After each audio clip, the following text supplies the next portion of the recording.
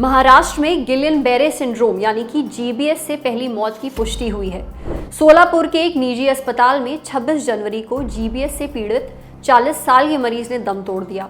हालांकि इस बीमारी का केंद्र पुणे बना हुआ है। वहां गिलियन बेरे सिंड्रोम के मरीजों की संख्या 100 के पार पहुंच गई है। बीते 24 घंटों में 28 नए मरीज सामने आए हैं। इस बीच राज्य सरकार की तरफ से कहा गया है कि जीबीएस के मरीजों का मुफ्त इलाज किया जाएगा। गार्डियन मंत्री अजीत पवार ने यह घोषणा की है कि महाराष्ट्र के सरकारी अस्पतालों में जीबीएस पेशेंट्स का मुफ्त इलाज होगा। वैसे गिलियन बेरे सिंड्रोम का इलाज काफ़ी महंगा होता है। इसके इलाज में इस्तेमाल होने वाला एक इम्यूनोग्लोबुलिन इंजेक्शन ही करीब 20,000 रुपए का है।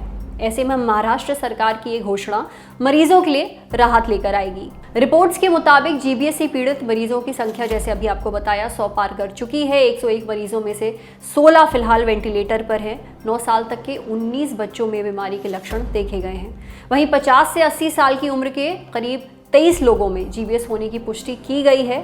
बीमारी बढ़ते हुए देख रविवार को स्वास्थ्य विभाग ने 25,000 से ज्यादा घरों का सर्वे किया है। गिलियन बेरे सिंड्रोम को और बेहतर समझने के लिए हमने बात की है डॉक्टर मधुकर त्रिवेदी से।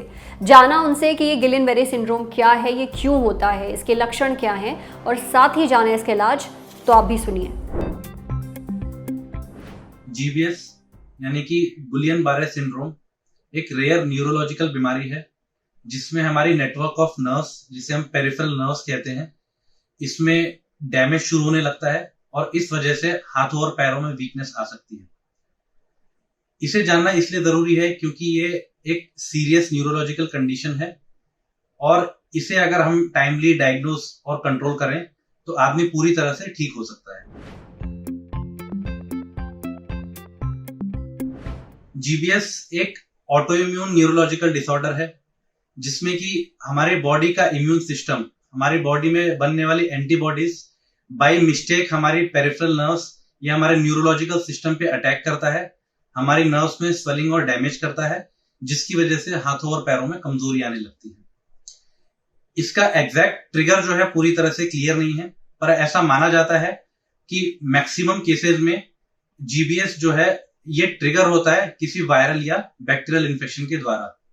हाल फिलहाल में पिछले 2-3 सालों में देखा गया है कि कोरोना वायरस और जीका वायरस जैसे वायरल इन्फेक्शन जो हैं जीबीएस के एक प्रमुख कारण रहे हैं।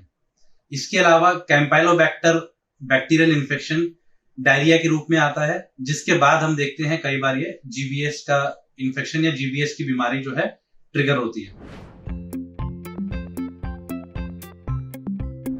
इस बीमारी में होता यह है कि व्यक्ति को अचानक से हाथों और पैरों में कमजोरी आने लग जाती है। नॉर्मली ये कमजोरी पैरों से शुरू होती है और धीरे धीरे करके हाथों तक पहुंचती है। कुछ लोगों में ये कमजोरी गर्दन में भी कमजोरी लाती है और हो सकता है कुछ लोगों को सांस में दिक्कत आने लगे, जिससे उन्हें वेंटिलेटर की जरूरत भी पड़ सकती है। यह कुछ घंटों से लेकर 3 से 4 दिनों तक बीमारी बढ़ती है। कई लोगों में 1 से 2 हफ्ते तक हम देखते हैं कि यह बीमारी बढ़ती जा रही है और अगर इसका टाइमली डायग्नोसिस और इलाज नहीं किया तो ये जानलेवा या खतरनाक भी साबित हो सकती है।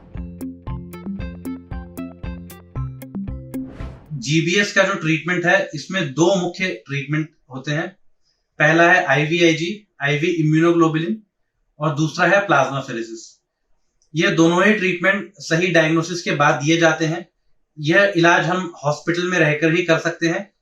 इसीलिए यह सबसे जरूरी है कि जैसे ही अगर आपको लगता है कि आपको या आस पड़ोस में किसी को ये अचानक से हाथों पैरों में कमजोरी शुरू हो गई है, खासकर किसी इन्फेक्शन के बाद, स्पेशली लूज मोशंस के बाद, उसे हाथ और पैर उठाने में दिक्कत हो रही है और यह कमजोरी बढ़ती जा रही है, तो तुरंत अपने नजदीकी अस्पताल से कंसल्ट करें या नजदीकी न्यूरोलॉजिस्ट से कंसल्ट करें ताकि जीबीएस का टाइमली डायग्नोसिस हो सके और इसका सही तरीके से इलाज हो सके। क्योंकि अगर हम इसका सही तरीके से इलाज कर सकते हैं, कर पा रहे हैं, तो काफी केसेस में हम देखते हैं कि व्यक्ति पूरी तरह से ठीक हो सकता है और वापस अपने पैरों पे खड़ा हो सकता है। देखिए, डॉक्टर साहब ने इलाज तो बता दिया है, गिलियन बेरे सिंड्रोम से बचना कैसे है अब ये भी जान लेते हैं। डॉक्टर प्रियंका शहरावत एम्स दिल्ली के न्यूरोलॉजी विभाग में बतौर एमडी मेडिसिन कार्यरत हैं।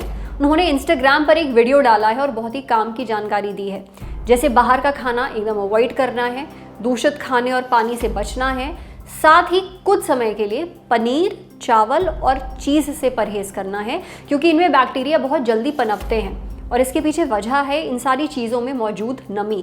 देखिए, फिलहाल जीबीएस के मामले देश भर में नहीं फैले हैं, लेकिन सावधानी बरतना बेहद ज़रूरी है।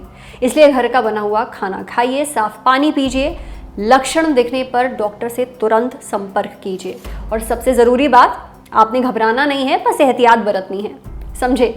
मेरा नाम है सरवत, देखते रहिए लल्लन टॉप।